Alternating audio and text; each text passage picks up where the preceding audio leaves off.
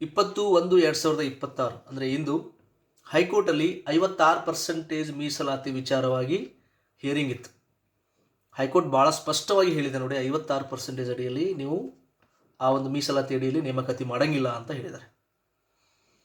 ಆದರೆ ಸರ್ಕಾರದಿಂದ attorney general ಏನು ಹೇಳಿದ್ದಾರೆ ಅಂದರೆ 56%ಅಲ್ಲಿ 50ಕ್ಕೆ ನಾವು ಮಾಡ್ತೀವಿ, ಆ 6% ಹಾಗೆ ಬಿಟ್ಟಿರ್ತೀವಿ, ಕೋರ್ಟಿನ ತೀರ್ಪು ನೋಡಿಕೊಂಡು ಮುಂದೆ ಕೋರ್ಟಿನ ತೀರ್ಪು ನೋಡಿಕೊಂಡು ಆ 6%ನ ನಿರ್ಧಾರ ಮಾಡ್ತೀವಿ, ಸದ್ಯಕ್ಕೆ ನಮಗೆ ನೇಮಕಾತಿ ಅವಕಾಶ ಕೊಡ್ರಿ ಅಂತ ಹೇಳಿದ್ದಾರೆ.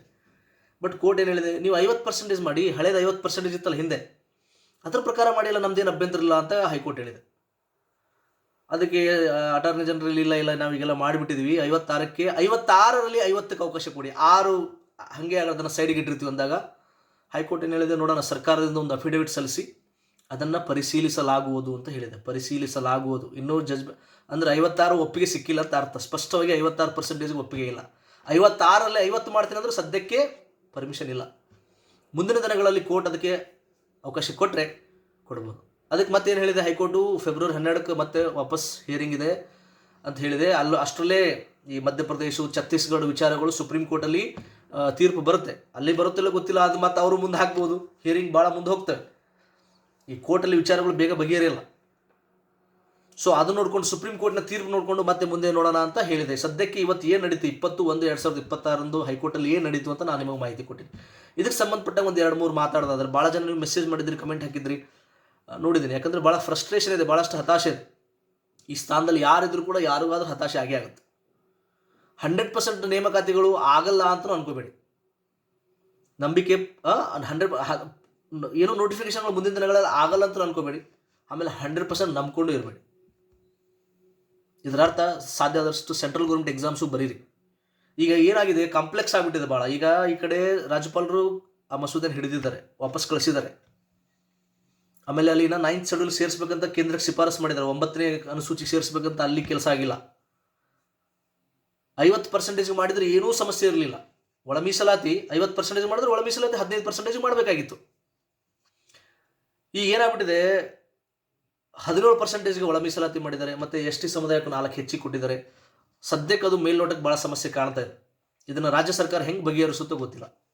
ಸೊ ನಾನು ಹೇಳೋದಿಷ್ಟೇ, ಎಲ್ಲ ವಿದ್ಯಾರ್ಥಿಗಳಲ್ಲಿ ನೋಟಿಫಿಕೇಶನ್ಗಳು ಆಗಲ್ಲ ಅಂತ ಅನ್ಕೋಬೇಡಿ. ಮುಂದಿನ ದಿನಗಳಲ್ಲಿ ನೀವು ಮತ್ತೊಂದು ಹೋರಾಟ ಮಾಡಿದ್ರೆ, ನೀವು ಮತ್ತೆ ರಾಜ್ಯ ಸರ್ಕಾರವನ್ನು ಎಚ್ಚರಿಸಿದ್ರೆ ಮತ್ತೆ ಸರ್ಕಾರ ಏನಾದರೂ ಕೈಗೊಳ್ಬೋದು. ಯೂತ್ ಪವರ್ ಇದೆ.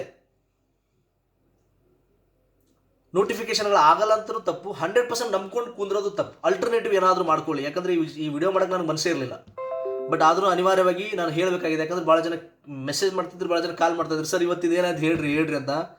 ನಿಮ್ಮ ಚಾನಲಲ್ಲಿ ನಾವು ವೇಟ್ ಮಾಡ್ತಾಯಿದ್ವಿ, ಯೂಟ್ಯೂಬಲ್ಲಿ ವೇಟ್ ಮಾಡ್ತಾಯಿದ್ವಿ ಅಂತ ಒಂದು 8 ಜನ ನನಗೆ ಕೇಳಿದಾಗ ನಾನು ಮಾಡಬೇಕಾದ ಅನಿವಾರ್ಯತೆ ಬಂತು.